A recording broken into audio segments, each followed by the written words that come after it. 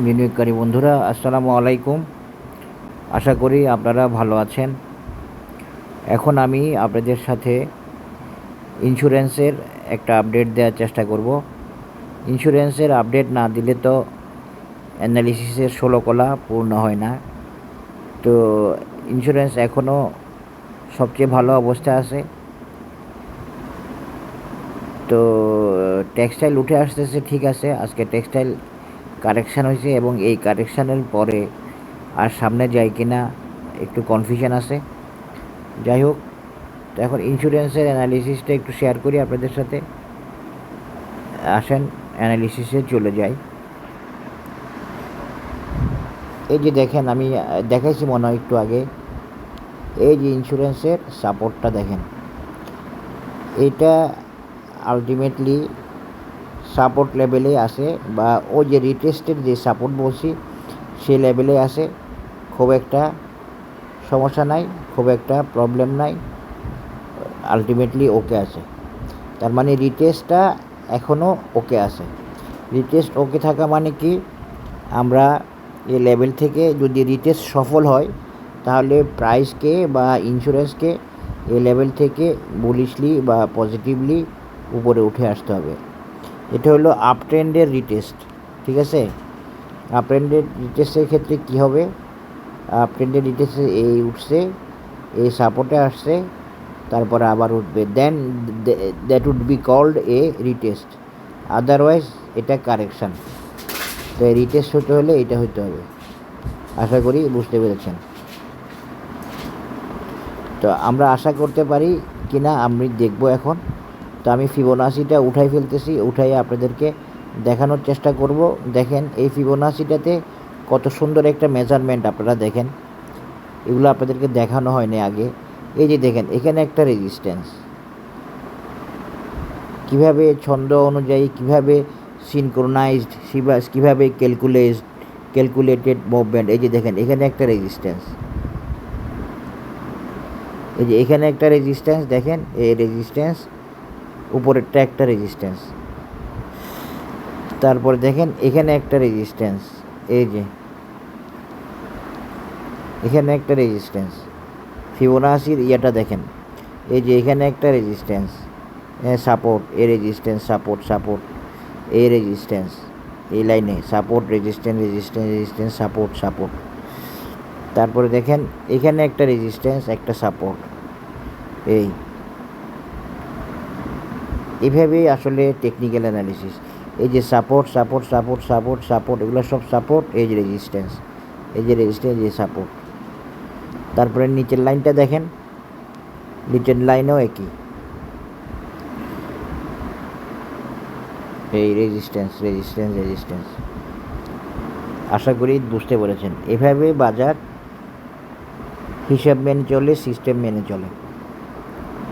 এখন আসেন সংক্ষেপে ইন্স্যুরেন্সের অ্যানালিসিসটা শেষ করব ভাবছিলাম। আর ইন্স্যুরেন্সের অ্যানালিসিস তো আপনারা অপেক্ষা করেন, আমি জানি। আমি কিন্তু সব শেয়ারে অ্যানালিসিস দিচ্ছি আমার সাজেস্টেড, এই যে মতিন স্পিনিং, মালেক, তারপরে হুয়াওয়েল, তারপরে অ্যানালিসিস দেওয়া একটা শেয়ার, ওই যে এটার নাম কি, টেক্সটাইলের।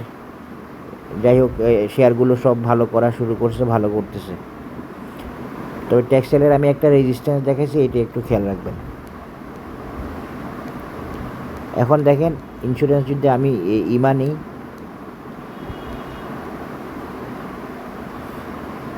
দেখেন আলহামদুলিল্লাহ, আপনারা দেখেন, নিজেরাই দেখেন, ইমাতে টাচ করে লম্বা ক্যান্ডেল করে বডি একদম ছোট করে বসেছে, গ্রিনও করতে পারতো। ওই যে দেখেন গ্রিন সাপোর্টে গিয়ে আসে থামছে, গ্রিন ক্যান্ডেলের বরাবর এসে আজকে রেটটা ক্লোজ হয়েছে, এবং ওই যে ইমাকে টাচ করছে, মুভিং অ্যাভারেজের সাথে টাচ করছে, টাচ করে সে উঠে আসছে। It's a good signal, it's a good thing for us, for my analysis. Technical analysis শিখবেন এমন জায়গায়, যে জায়গাতে আপনাকে একটা রোড, মানে একটা গাইডলাইন হয়ে যাবে পুরোপুরি অ্যানালিসিসের লেভেলটা। এই আপনারা যারা আগ্রহী কোর্স করতে, তারা আগামীতে আমার সাথে যোগাযোগ করতে পারেন। আমার একটা কোর্স ফিল আপ হয়ে গেছে আলহামদুলিল্লাহ। এই আমার কোর্সটা হবে একটা কমপ্লিট কোর্স বা একটা ভেরি ইফেক্টিভ কোর্স ইনশাল্লাহ। এই যে এখানে সাপোর্ট নিয়ে আজকে উঠে আসলো, এগুলো দেখানোর জন্য এখন নিছি ইন্স্যুরেন্সের অ্যানালিসিসটা, যাতে আপনারা বুঝতে পারেন কি হইতে যাচ্ছে, কি হয়েছে, কেন বলছি, কেন এই রিটেস্টের সাপোর্ট লেভেলটা দেখাইছিলাম, কেন সেখান থেকে একটু নিচে নামলো। হ্যাঁ, এগুলো সবগুলো এখন ক্লিয়ার করলাম। এর পাশাপাশি ইচিমোকুটা একটু নিই। ইচিমোকুতে একটু ঝামেলা রয়ে গেছে। ইচিমোকুকে বাজার ওকে করে নিবে আশা করি ইনশাল্লাহ। ইচিমোকু পুরোপুরি ওকে হয় নাই, ওকে হয়েছে, ইমা ওকে হয়েছে। ইচিমোকুতে একটু এখনও সমস্যা আছে। তো সবচেয়ে ভালো দিক হচ্ছে আপনারা দেখেন, এই যে এমএসিডি ক্রসওভার আছে, বুলিশ আছে, আপিস আছে, পজিটিভ ডাইভারজেন্স 2 দিন ছিল, আজকে কনভারজেন্সে গেছে, সমস্যা নাই। এমএসিডির পজিশনটা খুব ভালো আছে, কোনো অসুবিধা নাই। আর বেশি আলোচনা করার দরকার নাই। আশা করি ইন্স্যুরেন্সের বুলিশ মোমেন্টামের প্রয়োজনটা এখনও ভ্যালিড আছে।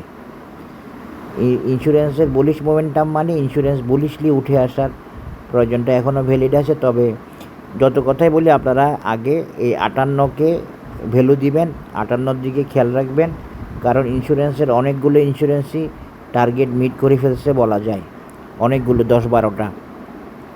এটার দিকে খেয়াল রাখবেন, 58-র দিকে। 58 থেকে তো বেশি দূরে নাই। আর এরপরে 63,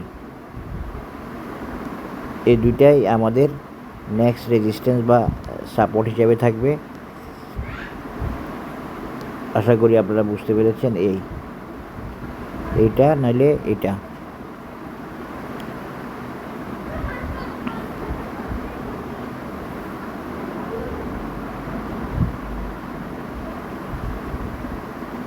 এখানে 55 দেখায়, 55 আর হলো 62 বা 63, এটা।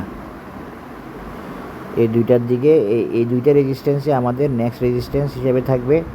আর এই 56 বা 57 পার হয়ে গেলে, 57 বা 58 পার হয়ে গেলে আমি আর রেজিস্ট্যান্স ওয়াইজ কোনো অ্যানালিসিস দিব না ইন্স্যুরেন্সের। আইটেম ওয়াইজ দিব, এই সেক্টর রেজিস্ট্যান্স ওয়াইজ দিব না। আপনারা বাই সেল আপনাদের সিদ্ধান্তে করবেন, এই জন্যই দিব না। মানে ইন্স্যুরেন্সে থাকা না থাকা এগুলো আপনাদের ব্যাপার, কেনা বেচা আপনাদের ব্যাপার থাকবে। আশা করি বুঝতে পেরেছেন। সবাই ভালো থাকবেন। আল্লাহ হাফেজ, আসসালামু আলাইকুম।